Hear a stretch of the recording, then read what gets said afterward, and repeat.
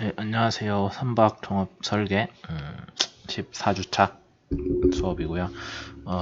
의장 관련한 거 선박 설계 컨테스트에서 수업 내용들 정리해서 지금 설명하고 있죠.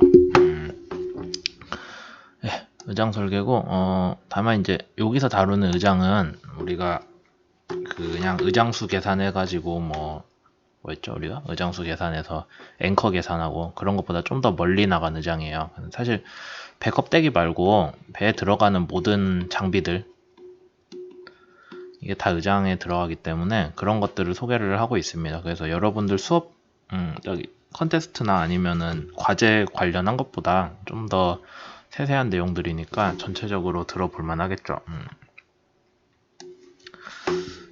그래서 선박 설계랑 생산 쪽 얘기를 하자면은 이런 순으로 간다라고 이해를 하시면 됩니다.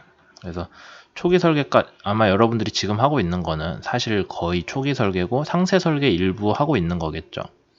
상세 설계 전체는 아니지만 생산 설계는 뭐 우리가 다루지 않고 있는 거고요. 그래서 상세 설계를 하고 있기는 한데 그것도 또 생산 관련한 내용들 뭐 블록을 어떻게 쪼갠다거나 그런 것들은 우리가 얘기를 하지 않고 있기 때문에 실제로 여러분들이 지금 수업에서 다루고 있는 거는 이 정도다. 근데 의장이 좀 뒷부분이기 때문에 상세 설계에서 들어갈 법한 그런 거라 실제로 많이 다루진 않았죠, 우리가. 그래서 여기 보시면은 의장 설계가 구역별로 어떻게 진행되는지 뭐 그런 것들인데 그 자료들 보시면 전장이랑 배관 그거 파일도 있긴 있거든요. 근데 우리가 정말 다룰 게 아니라서 거기 따로 얘기를 하진 않는데 뭐 여러분들이 관심이 있다면은 읽어보시는 것도 좋겠죠. 지금 실제로 여러분들이 지금 할 거는 사실 별로 없긴 한데 기장 관련해서 조금 뭐 할 것 같고 그 다음에 선장도 우리는 저기 이렇게 화물칸에 뭐 이것저것 들어가는 배를 설계하고 있는 수업이 아니라서 딱히 뭐 할 게 없을 것 같긴 합니다. 어쨌든 처음 시작은 기관실이니까 기관실 먼저 얘기를 하자면은 기관실에 들어가는 거 뭐 뻔하죠. 메인 엔진 있고 그 다음에 제네레이터 있고 그 다음에 보일러는 뭐 터빈은 있을 것 같은데 있다고 하니 하고 그 외에도 뭐 아마 여러분들 실제로 그 연료양 계산했을 때 윤활유 계산도 하게 들어가 있거든요. 뭐 한 사람들이 있을지 잘 모르겠지만 윤활유 아니면은 뭐 냉각 시스템이나 등등 더하기 축계까지 뭐 잘 고려를 해가지고 들어가겠죠. 그런 것들이 기관실 의장을 구성을 한다라고 하시면 됩니다. 그래서 실제로 어떻게 생기냐면은 여기도 발전기 3개로 쪼개놨네요. 이유는 모르겠는데요. 항상 보면 다 3개더라고요. 그 다음에 메인 엔진 있죠. 여러분들 선정한 거. 요거는 EEDI에서 PA였나? 그 보조 동력, 아니다. 보조 엔진들 그 동력 기준으로 여러분들이 발전기 사이즈 구하시면 되고, 그 다음에 연료 오일들, 연료유가 들어오고 나가고 할 거고, 얘는 굴뚝으로 나가는 거고, 뭐 그런 것들이 있네요. 기관실에 저런 것들이 들어간다 라고 이해를 하시면 되고, 기관실에 들어가는 엔진은 뭐 조마다 좀 차이가 있을 수도 있겠지만 기본적으로는 이행정 디젤 저속 엔진이에요. 그래서 여기서 보면은 피스톤이 그림이 있나요? 이쪽에 이제 피스톤이 안에 있으면은 얘가 이쪽에서 연소가 일어나면은 위아래로 오르락내리락 하고 그걸로 인해서 이쪽 크랭크가 돌아가죠. 그럼 크랭크 축으로 쭉 나와서 여기에 뭐 스러스트 베어링 달리고 뭐 달리고 해가지고 최종적으로 프로펠러로 동력이 전달이 되는 그게 기관실 구성인데 뭐 여기 그냥 얘기들 대충 써져 있습니다. 알아두시기만 하면 되겠죠. 그래서 이행정 엔진 뭐 이거야 저기 저항 추진하는 양반들 많이 봤겠지만 그래서 각각 엔진들이 이쪽으로 가면은 회전수고요. 이쪽으로 가면은 회전수고 이쪽이 뭐더라? 잘 안 보이네. 영 안 보이는데?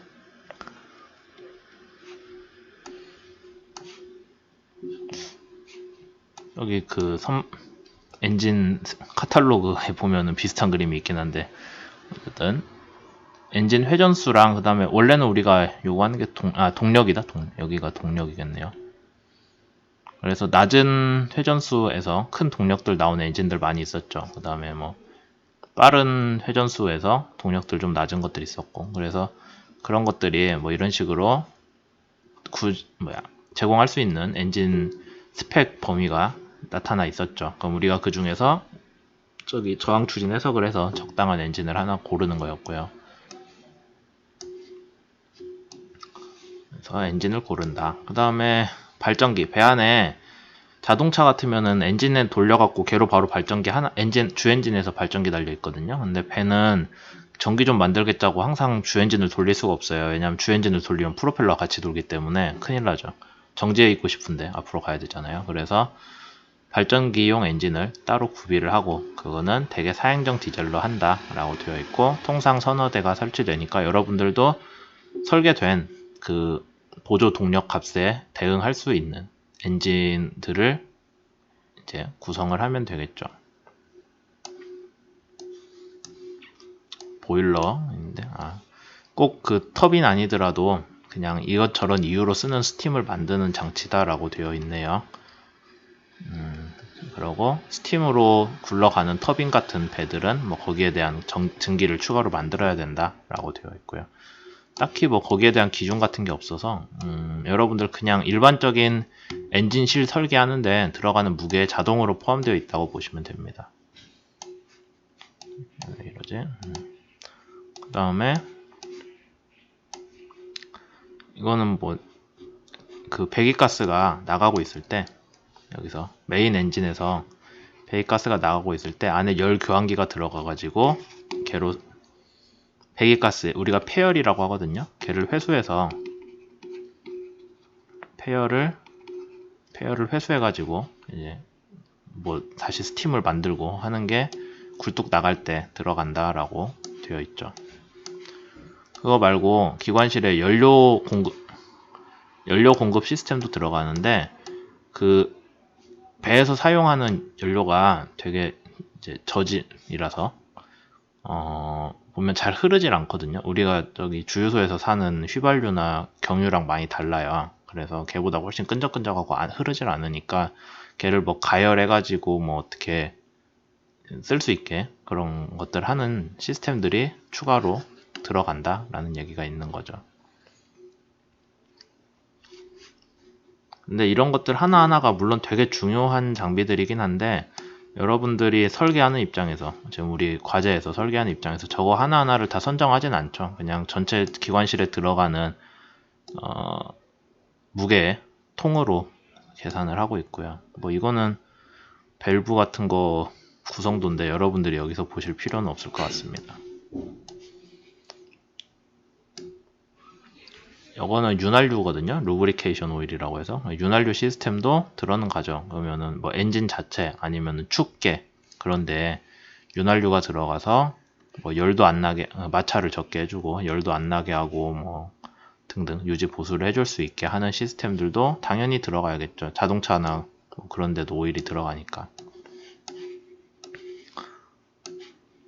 그 다음에 엔진의 냉각수도, 요런 엔진이 보면은 열이 많이 나니까 걔를 냉각하기 위해서 냉각수가 돌거든요. 그럼 그 냉각수를 펌프를 해주고 뭐 냉각을 해주고 그런 것들, 그런 시스템들도 필요하다라고 설명이 되어 있습니다. 그래서 기관실 주요 구성은 딱 보셨을 때 여기 메인 엔진이 있고요. 그 다음에 발전기 엔진이 3개가 있죠. 뭐 나머지야. 나머지는 뭐 딱히 얘기할 게 없겠는데요. 기관실 안에 저런 거 들어간다는 것만 아시면 되죠. 다시 얘기 드리지만 여기서 다루고 있는 내용이 여러분들 그 선박설계, 종합설계 과제 하는데 막 반드시 들어가야 되는 내용들은 아니에요. 우리가 그 정도까지 바라진 않는데, 그래도 여러분들이 알고 계셔야 배 관련해서 얘기를 할 때 뭔가 좀 도움이 되겠죠. 그래서 구태여 설명을 하고 있는 거고요. 기관실에 아까 뭐 냉각수도 했고 연료유도 했고 윤활유도 했는데, 압축 공기도 뭐 만들어서 배 안에서 여러저러 쓸 때가 많대요. 실제로 어디에 쓰는지는 잘 모르겠지만 하여튼 그런 것들 하는, 공기 압축 공기 하는 시스템도 필요하고, 물 뭐 태우거나 차갑게 해서 만드는 그런 시스템들도 기관실에 들어간다라고 이해를 하시면 되죠. 그래서 배에 보면은 기관사라고 있는데 되게 중요한 직책이고 항해랑 기관이랑 뭐 원래 그렇게 쪼개거든요. 네, 그래서 기관사도 되게 중요한 배 안에서 직책입니다. 뭐 기관실 쭉쭉 더 보면은 더 얘기할 건 없는 것 같네요.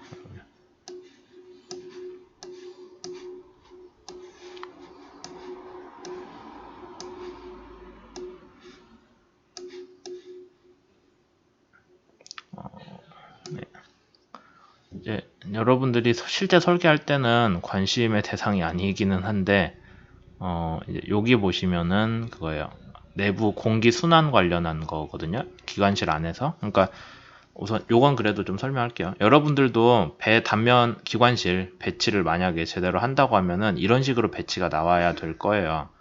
그러면은 여기에 메인 엔진 들어가고요. 메인 엔진 되게 아래쪽에다 깔아요. 그래서 메인 엔진에서 배 바닥까지 거리가 의외로 그렇게 많이 안 되거든요. 규정상 최소 규정은 있어요. 엔진 무게를 버텨야 되니까.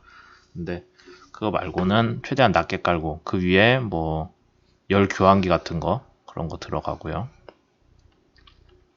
뭐 이런 식으로 되어 있고 그래서 바깥에서 신선한 공기가 들어오고 그 다음에 엔진으로 어느 정도 공급이 되고 엔진에서는 배기가스가 굴뚝을 통해 나가게끔 그렇게 수직으로 설치를 하죠. 주로 뭐 그렇게 한다라는 내용이에요. 여러분들도 물론 저기 종합설계 과제에서는 여기 안에 내부 엔진실 배치에 대해서 메인 엔진만 어디다 놓는지 정도만 볼 거예요. 그 메인 엔진이랑 보조 엔진 3개. 근데 그거 말고도 다른 시스템들이 들어간다라는 거는 좀 알고 있어야겠죠. 그래야 혹시라도 나중에 선박설계 컨테스트 나가는 조들은 이런 것까지 고려를 해야 될 수도 있으니까 이렇게 아시면 되겠습니다. 그래서 요거는 아마 기억나시는 분들도 있을 텐데 그 엔진실 사이즈 정할 때 엔진 스펙 눌러보면 도면 누르면 위에 요거 나오죠. 엔진 위에 뭐가 기준기 같은 게 하나 올라가야 된다라고 해가지고 걔 높이가 최소 높이가 얼마라서 엔진실 높이가 얼마다라고 알려주잖아요. 거기에 대한 얘기예요. 그래서 리프팅 아이빔이라는 게 엔진 위에 깔리면은 얘를 이용해서 뭐 어떤 무거운 물체들을 옮기고 뭐 하고 하는 거죠. 그렇게 되어 있고요. 그 다음에 요거는 여기가 메인 엔진이고 보시면은 메인 엔진에서 배기가스가 나오면은 걔로 터빈을 한번 돌리고 그 다음에 터빈 그쵸? 배기가스가 나오면은 걔로 터빈을 돌리고 그 다음에 그걸로 터빈을 돌린 가스가 밖으로 나가고 터빈은 흡입되는 공기를 압축을 해주는 그런 역할을 해주고 뭐 그런 것들이 대충 그림 보면은 나오긴 하는데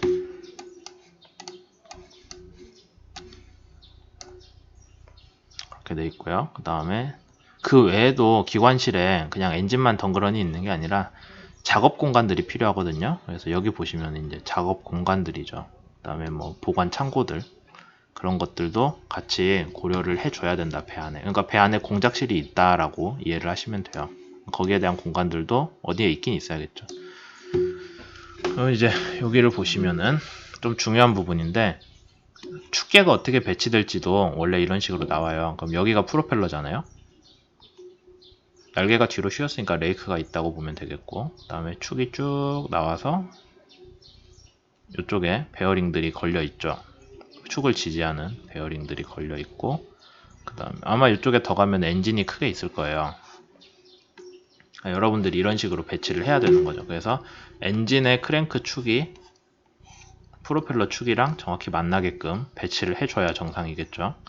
그 다음에 엔진실 바닥에 대해서는 엔진을 버텨야 되니까 뭐 거기에 대한 규정이 있을 거고 그 다음에 엔진실 밑에 뭐 물이든 기름이든 빠질 수 있게 그러니까 여기선 윤활유인데 윤활유가 빠질 수 있는 뭐 그런 것들도 만들어줘야 된다. 여기가 엔진실 관련한 거고 이제 이쪽에 보시면은 러더 방향 탈을 돌리는 시스템도 들어가긴 하거든요. 그래서 그 일반 배치 때 설명했던 것 같은데 러더 위쪽에 공간을 빼가지고 거기에 러더 관련한 기계들이 들어가야 돼요. 그렇게 해서 러더 축을 돌려야 되는데 뭐 이것도 아마 여러분들 그 수업 자료나 아니면은 교과서 보면은 무게 어느 정도 실어야 된다라는 거 아마 써져 있을 거예요. 러더가 얼마짜리면은 위에 돌아가는 기계가 얼마 정도 출력을 가지고 걔는 무게가 대충 얼마다 하는 거. 그게 할 수 있다면은 여기에 나중에 여러분들 무게중심 구할 때 큰 비중은 아니겠지만 포함을 해서 계산을 해보는 것도 좋겠죠. 기관실 생산은 뭐 따로 할 필요는 없을 것 같아서 그냥 넘어가겠습니다.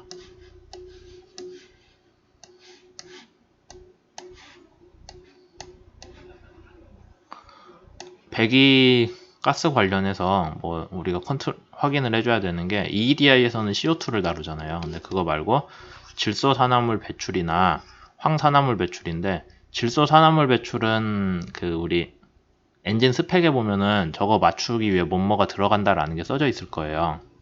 그 다음에 황산화물은 크게 두 가지인데, 하나는 연료를 황이 적은 거를 쓰면 황산화물이 적게 나와요. 연료를 좋은 걸 쓰면 비싸겠죠. 그 다음에 요새 자주 했던 거는 그냥 원래 있던 배들은 엔진에서 나오는 배기가스에다가 스크러버를 달아갖고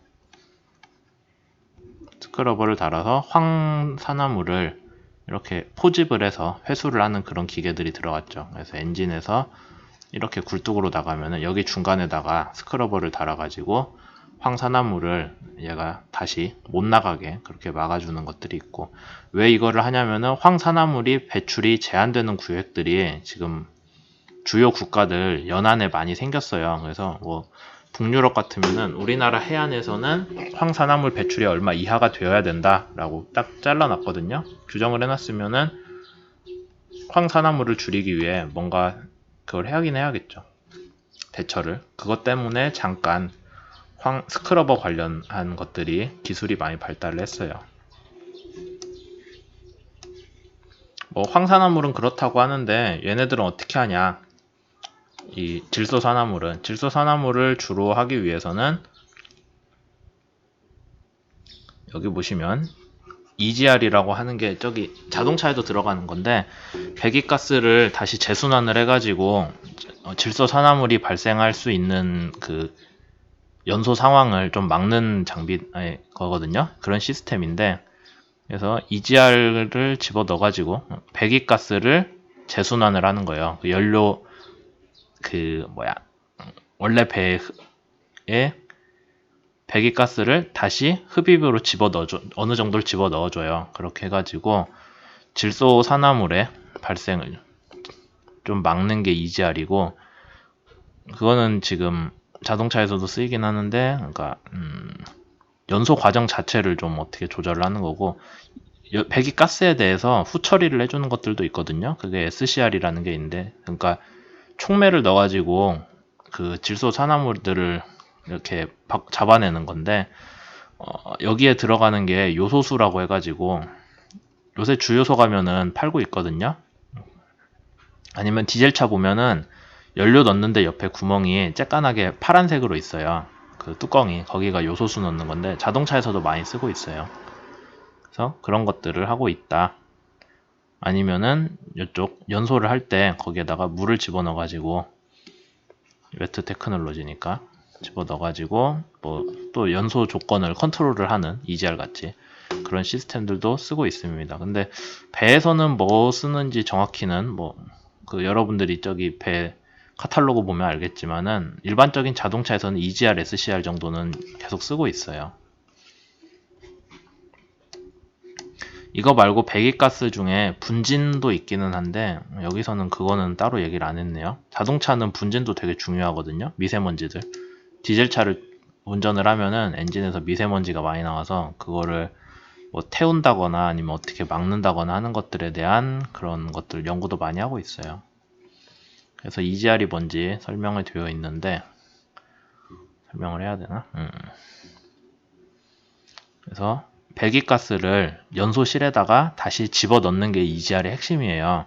그러면은 어떻게 되냐면은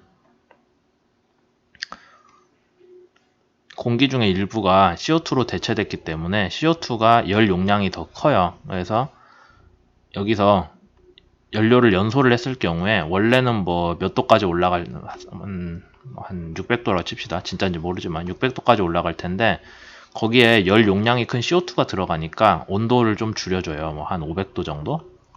그러면 질소 산화물은 녹스는 연소 중에 온도가 높고 압력이 높아야 생기거든요. 그러니까 피크 온도가 낮아져 가지고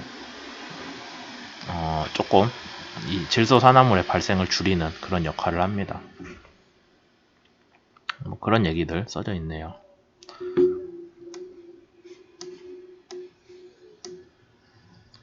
그래서 배열 EGR이 어디 달리냐 라고 하면은 이제 옆쪽에 보면은 이런 식으로 EGR을 위한 그런 시스템이 달리고요.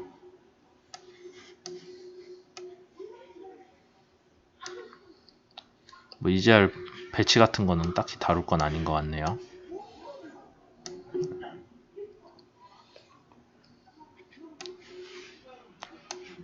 그 다음 SCR인데 SCR은 선택적 촉매 반응이라고 해가지고 여기에 보면 이미 자동차에 촉매가 달려 있거든요. 저기 자동차 같은 거는 연소에서 나가는 배기관 안에 보면 촉매가 들어 있어요. 그게 뭐 이 오염 물질들 그런 것들을 무해하게 바꿔주는 그런 용도로 쓰는 것들인데, 특히 그 중에서 질소 산화물 관련한 거에다가 요소를 뿌려가지고 걔를 암모니아로 바꿔주고 그 다음에 거기서 촉매를 지나면은 다시 N2가 되게끔 만들어주는 게 SCR이에요. 그래서 촉매라는 거는 한번 갖다 놓으면은 따로 손댈 필요가 없는데, 얘는 뭐가 들어가냐면 요소를 계속 섞어줘야 돼요, 배기가스에. 그래서 연료 말고 요소수도 계속 공급이 되어야 된다라는 문제가 있어요. 그래서 옛날에 뭐 유로 3, 유로 4 같이 그렇게 배기가스 제한이 별로 안 클 때는 SCR을 안 썼는데, 요새 디젤 엔진 규제가 심해져가지고 여기 질소 산화물 배출량에 대한 규제가 있다 보니까 여기에 대응하기 위해서 SCR들을 많이 쓰고 있어요. 자동차도 그렇고 배도 그렇고요.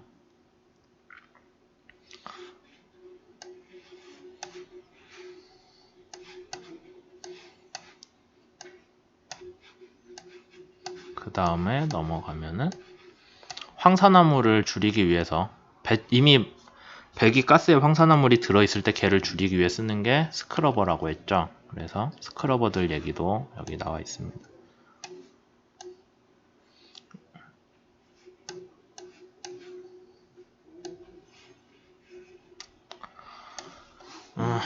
그 다음에 원래 이게 다른 파일로 엮여 있는데 선실도 같이 한번 하는 김에 얘기를 할게요. 그 다음에 시간 되면은 원래 더 하기로 했던 아웃피팅까지 할까 하는데, 선실 얘기를 하자면은 사실 선실은 뭐 그렇게 우리가 화물 실는 게 문제니까 선실에 대해 크게 고려는 안 했는데, 그래도 배 안에서 일하는 사람들은 선실도 중요하겠죠. 이거 꼭 한번 보세요. 왜냐면 지금 여러분들이 원래는 선박 상부 구조물 설계를 할 때 참조 우선 거 값 그대로 쓰라고 했는데, 그래도 걔가 왜 이런 값이 나왔는지는 알아야 되잖아요. 그렇긴 하니까 그래서 한 건데, 어디 봅시다. 표준 일반적으로 배 상부 구조물의 층수는 뭐 LNG는 6에서 7층, 컨테이너는 좀 높아요. 왜냐면 가시성 때문에 상부 구조물을 높게 해놔야 배가 이 가시성이 나오거든요. 높아가지고 앞이 잘 보이잖아요. 그것 때문에 층수가 높고, VLCC랑 아프라막스는 지금 우리가 해야 되는 거는 수에즈막스인데 얘 중간쯤 되죠. 이거랑 그러니까 대충 여러분들이 배 설계한다고 할 때 5층에서 7층 사이 정도로 층수를 쌓으면 될 거예요. 한 6층 정도 하면. 그래서 우리는 아마 설계 한 6층 정도로 맞추면 될 것 같고요. 그 다음에 면적은 또 중간쯤 하면 되겠죠? 요거랑 요거요. 이거 뭐야? 왜 이러지? 예. 우리가 지금 설계하는 배가 수에즈막스니까 얘랑 얘 중간쯤 해가지고 대충 정하시면 될 겁니다. 아마 여러분들 참조 우선이 실제로 이 정도 면적이 나오는지를 확인하는 것도 의미가 있겠죠. 치수 뽑아낼 수 있다면은. 선원 수는 그때 한 36인가 35? 뭐 그랬던 것 같은데. 걔보다는 좀 작네요. 뭐 그냥 참조 우선 기준으로 하세요. 사람 수 같은 거는. 자꾸 카톡이 오네. 그래서 구성이 돼 있다면은 뭐야 이거 스웨즈 막스 아니야 이게? 스웨즈 운하 갈 때 선원 6명이 추가로 들어가야 되거든요. 그래서 선원 수 뭐 이렇게 돼 있다면은 이게 뭐야 선장이랑 얘가 기관실 대가리인데 기관장이라고 하나? 잘 모르겠네. 기관사? 아닌데 기관장 같은데 얘가 뭐 그러겠죠? 그러면은 뭐 예를 들자면 얘가 2등 항해사고 여기가 뭐 3등 기관사라고 해야 되나? 그런 것들 그런 것이라고 하면 안 되지. 그런 사람들이 이런 식으로 분포가 된다 하는 건데 우리가 알 거까지는 아닌 것 같고요. 그다음에 여러분들이 GA 그리고 뭐 상부 구조물 설계를 한다고 해도 이런 것들이 일일이 다 설계를 넣지는 않아요. 그게 평가 기준이 되진 않을 거고 그냥 이런 게 있다 정도만 아시면 되겠죠. 그다음에 한 가지 좀 알아두시면 좋은 게 여기가 배 그 껍데기예요. 우리가 얘기하는 메인 덱. 거기에서 위로 올라갈수록 A, B, C, D 그런 식으로 올라가거든요. 아래로 내려갈 때는 퍼스트, 세컨, 서드 그렇게 숫자로 쳐요. 그게 좀 특이하죠. 그 다음에 보시죠. 그러면은 주방 식당은 A 덱에 있고 뭐 그냥 그렇다는 거예요. 그렇게 돼 있고 여기 위에는 뭐냐면은 선장이 서가지고 배 운항하는 데거든요. 그러니까 여기에서 가시거리를 설계를 뽑아내게 되죠. 그런 얘기 있고 선실 만들 때 규정들이 뭐 쭉 있는데 중요한 거는 요거가 있고요. 그러니까 앞이 잘 보여야 된다. 안 보이는 거리가 최소한 돼야 된다. 배 가려서 그게 있고 그 다음에 뭐 ILO는 그렇게 지금 우리가 고려할 건 아닌 것 같네요. 안에서 일하는 사람들이 뭐 일 작업 공간이나 작업 환경이나 뭐 거주 환경이 얼마 이상 돼야 된다 하는 거예요. 그 다음에 선실에서 사실 이것도 그냥 규정이지 뭐 우리가 여기에 맞춰서 어떻게 할 수는 없으니까 지금 설계하는 입장에서 그렇게 돼 있고요. 선실 배치도 같은 거는 뭐 여러분들이 이걸 그릴 건 아니기 때문에 그냥 넘어가도록 하겠습니다.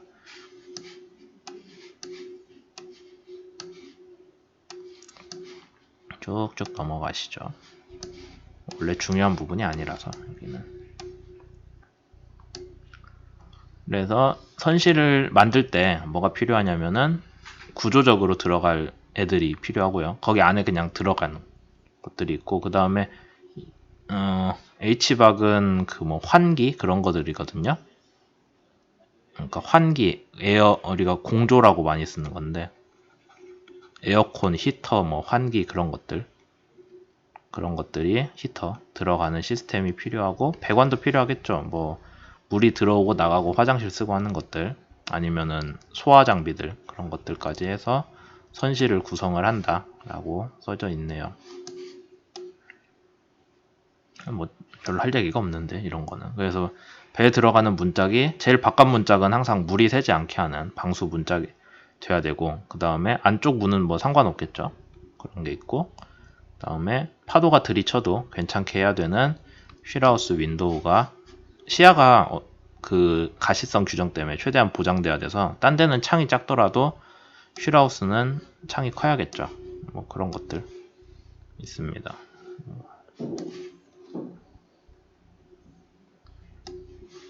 나머지는 뭐 썩 그렇게 여기서 다룰 만한 부분은 아닌 것 같네요. 그냥 이런 것들도 배에 들어간다 하는 정도만 알고 있으면 되겠죠. 그래서 여기까지 됐고요. 그 다음에 원래 같이 다루기로 했던 게 아웃피팅이라서 아웃피팅까지 켜놓고 좀 얘기를 할까 합니다. 내가 여기 띄웠던 것 같은데 일단.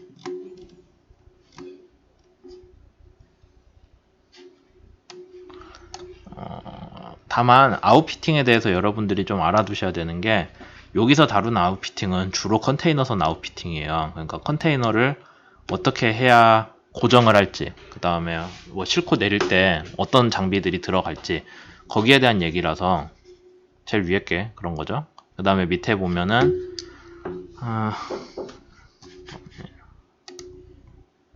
예. 그 다음에 이제 그래서 여기 리스트 보시면은 화물 관련한 거는 그렇게 컨테이너 선에 대한 거니까 지금 상관없을 것 같고, 조종 관련한 거 여러분들도 적용이 되겠죠. 특히 러더나 뭐 그런 류겠지. 아니면은 저기 선수의 바우스 러스터 같은 거. 그 다음에 요거는 여러분들 좀 알아두셔야겠죠. 수업에서 정확히 안 다뤘기 때문에. 나머지는 뭐 봐서 필요하면 쓰고 아니면 말고 하시면 되겠습니다. 그래서 컨테이너 화물 뭐 싣고 내리고 하는 거는 그냥 여러분들이 알아만 두지, 이게 지금 우리 설계에서 쓰지는 않는 거예요. 그래서 계략적으로만 보시고 넘어가시면 좋겠고요. 하고 뭐 레싱까지, 레싱도 다 그 GA에서 한 것 같은데, 네. 여기가 좀 더 상세하게 설명이 되어 있네요. 컨테이너들 어떻게 그 깔지 같은 거. 네, 뭐 알아두시면은 당연히 중요하고 좋은 거기 때문에. 하고 이제 본격적으로 얘기할 게 선박 조종 시스템입니다.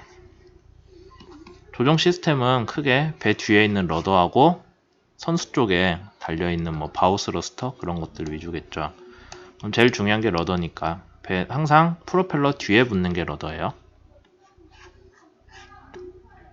그래서 뭐 러더에 대해서 세미 스페이드 러더라고 해서 반균형타 그런 것들도 있고, 아니면은 그냥 전체가 꺾이는, 얘가 그냥 보면은 풀 스페이드고 얘가 세미 스페이드 러더로 보이네요.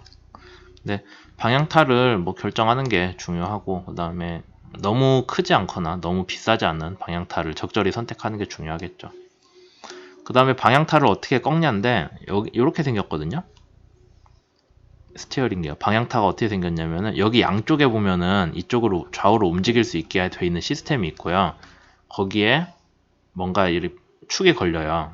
그래서 여기서 축이 이렇게 내려와서 방향타가 밑에 장착이 되거든요. 그래서 그러니까 축 자체를 잡아 돌리는 타입도 있고, 우리가 생각하는 방향타를 돌린다 했을 때 로터리 베인이라 해서 축 자체를 돌리는 타입이 있고, 아니면은 축이 아니라 축에 걸려있는 그 링크를 이렇게 좌우로 움직여가지고 방향타를 돌리는 타입도 있어요. 방향타를 돌리는 시간은 대개 1초에 한 3도 정도로 우리가 일반적으로 산정을 합니다. 최대 각도는 대개 35도 그 정도 위주로 보고 있고요. 그것보다 크게는 잘 안 해요. 그래서 그것보다 커지는 경우는 이제 조종 테스트를 할 때 그 각도로 하고, 아니면 35도로 일반적으로 하고요. 그 배 뒤에서는 그렇게 돼 있는데, 그러니까 배가 이렇게, 배라고 하기도 뭐하게 생겼네. 프로펠러가 있으면 뒤에 러더는 그렇게 달리는데, 요새 배들 러더만 가지고 컨트롤 안 하거든요. 선수 쪽에 좌우로 통과하게 구멍을 뚫어 놓고 그 안에다가 작은 프로펠러를 하나 달아요, 안쪽에. 그래서 얘를 돌리면 물이 이쪽으로 막 나가니까 선수가 물을 이쪽으로 빼니까 선수가 이쪽으로 돌겠죠, 선수만. 그 방향타랑 여기 앞에 부분이랑 잘 조합을 하면은 조종성이 되게 좋아지거든요, 항구에서. 그걸 우리가 선수에 따라서 바우스 러스트라고 하고, 선미에 똑같은 게 달려 있으면은 걔는 뭐 스턴 스러스터라고 하겠죠. 근데 그건 거의 못 봤고, 바우스 러스터는 많이들 해요, 배에. 근데 우리 지금 유조선 설계하는데 유조선에는 이게 잘 안 들어가는 걸로 제가 알고 있고, 컨테이너선이나 여객선 같은 데에 잘 들어가요. 왜냐면은 뭐 저도 확실히 알고 하는 얘기는 아닌데, 유조선 같은 거는 항구에 접안을 안 하거든요. 저기 밖에 터미널에 하지. 그러니까는 배를 항구 벽에다가 붙일 필요가 없어서 저런 장비가 안 들어가는데, 컨테이너나 여객선 같은 거는 배가 항구 벽에 붙어야 되잖아요. 그것 때문에 이제 이런 게 많이 쓰여요. 그러니까 조종성이 특별히 더 필요한 상황에서 쓰기 위한 거고, 그래서 뭐 바우스 러스터 많이 쓰고 스턴도 있기는 하죠, 등등. 뭐 그런 것들이 있습니다. 그래서 여러분들이 배를 보면은 옆에 때맞춰 그림이 있으니까 배를 보면은 여기에 이렇게 그림이 있거든요. 이게 뭐냐면은 여기 앞에 있는 건 옆에서 보면 이렇게 생겼어요. 이건 구상선수가 있으니까 네가 물에서 보이는 것보다 앞쪽에 배가 뭐 튀어나와 있다 그 뜻이고, 여기 보면은 이렇게 선풍기 모양으로 그려져 있거든요. 얘는 여기 밑에 바우스러스트가 있으니까 빨려가지 않게 조심해라 그런 거예요. 바우스러스트가 있는 데마다 밑에다가 표시를 해줘요. 위에다가. 그런 것들이 있습니다. 그리고 이제 여기서 주로 다룰 게, 제가 생각하기에 여기서 특별히 다뤄야 되는 게 앵커링이랑 무어링인데, 저번 동영상에서 설명은 잠깐 했었죠. 앵커링은 그 우리가 조선과 선박과 상징으로 놓고 있는 닷을 밑에다가 해저에다가 쭉 떨어뜨리는 게 앵커링이고, 무어링은 배를 어디에다가 묶어 놓는 게 무어링이에요. 그래서 한번 봅시다. 그러면은 앵커링은 뭐냐, 그러니까 서로 구분을 해줘야 돼요. 사람들이 그냥 볼 때 대개는 그냥 계류라고 하는데, 계류는 무어링이긴 한데, 그래서 앵커링은 뭐냐면은 본선이 정박을 기다릴 때 그냥 일시적으로 닷 내려놓고 잠깐 서 있는 거예요. 정차겠죠, 자동차로 얘기하면. 얘는 주차고. 그래서 주차를 했을 때 무어링은 뭐냐면은, 여기에 항구 벽에 보면은 이렇게 볼록 튀어나온 애가 있거든요. 얘를 볼라드라고 하는데, 여기에다가 배를 묶어 놓는 게 무어링이에요, 일반적으로. 이거 말고도 무어링을 뭐에다가 쓰냐면은, 해양 플랜트 같은 애들 어디 안 떠내려가게 이렇게 해가지고 저기 해저에다가 줄 이렇게 내려서 묶거든요. 걔도 무어링이라고 해요. 여기선 제가 볼라드라고 했는데 여기서는 무어링 돌핀이라고 써놨네. 다른 이름인가? 저는 어쨌든 볼라드라고 항상 꾸준하게 알고 있습니다. 그러면 앵커링을 할 때는 그 닻을 오르락내리락 하잖아요. 여기 보면 닷 그림이 있는데, 요 닻을 끌어올리고 끌어내리는데 체인으로 되어 있죠. 쇠사슬로. 그러니까 그 체인 감는 그런 장비가 필요하다라는 거예요. 그리고 그 체인 사이즈를 여러분들이 의장수 계산해서 했었죠. 뽑았죠. 그래서 앵커 관련한 게 앵커링이고, 무어링은 무어링 윈치라는 걸 가지고 그냥 이렇게 끈 내려가지고 끈으로 묶어주는, 묶고 당기고 하는 것들이 거기에다 무어링 이큐먼트고, 여기선 얘가 볼라드라고 되어 있네요. 이렇게 볼록 튀어나와서 줄 감게 되어 있는 게 볼라드예요, 원래. 의장수는 뭐 계산했으니까 넘어가도록 하겠습니다. 의장수 계산은 넘어가시고, 옆에 이제 실제 무어링을 어떻게 까는지, 앵커링을 까는지가 나와 있는데, 보시면은 여기에 이제 앵커링 장비가 이런 식으로 되어 있는 거죠. 그러면은 쇠사슬 감아 올리는 드럼이 있고, 무어링 윈치겠죠. 쇠사슬 해가지고 여기에다 이제 앵커가 뽕 하고 튀어나와 있는 거예요. 이런 식으로. 그러면은 배를 앵커를 내려라 라고 하면 얘를 차르르 풀어가지고 앵커가 쭉 내려가서 저기 배 해저 바닥에 쾅 하고 박히게 되죠. 이게 앵커링이고, 무어링은 좀 여러 가지가 쓰이는데 선수만 묶진 않아요. 앵커는 되게 선수에만 박히는데, 왜냐면은 그냥 한 군데 잠깐 있는 거니까 이렇게 방향은 상관이 없어서 그렇게 하는데, 무어링은 이렇게 항구 벽면에다가 배를 묶어 놓는 거기 때문에 무어링 하는 장비들이 선수랑 선미에 되게 많이 붙어 있어요. 그러면은 그걸 가지고 이제 이렇게 짝짝 해가지고 묶어서 배가 짐을 내리고 올리는데 안 움직이게끔 해주는 거죠. 그런 거 말고 뭐 다른 것들이 더 있다라고 했을 때, 그 여러분들 보고서에 많이 썼던데 구명정 같은 것들도 의장에 들어가겠죠. 뭐 실제로 어떻게 깔지는 잘 모르겠지만 여러분들이, 구명정도 종류가 되게 많거든요. 그래서 배가 기울어져서 물이 닿으면은 이런 건데, 물이 닿으면은 팡 하고 터지면서 이렇게 펴지는 타입도 있고요. 아니면 여기 안에 사람들이 들어가면은 이게 자유낙하하면서 뿅 하고 발사가 돼요. 여기 보시면은 그런 타입도 있어요. 그러니까 배가 가라앉으면은 주위에 그 물도 쑥 하고 다 끌고 가라앉아 버려서, 배가 가라앉을 때 옆에 있으면 되게 위험하거든요. 그러니까 최대한 멀리 떨어지기 위해서 뭐 그런 타입으로 만드는 것들도 있죠.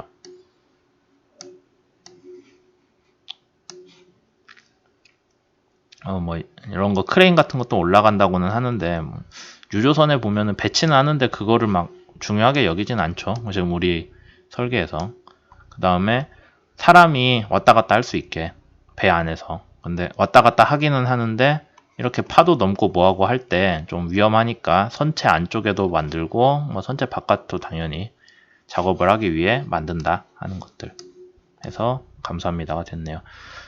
그러면은 여기 이제 수업 여기까지 했고, 앞으로 구조 설계 그거 관련해서 파일 하나 올라가면은 우리 수업에 들어가는 수업 자료들은 다 끝나게 되는 게 되겠네요.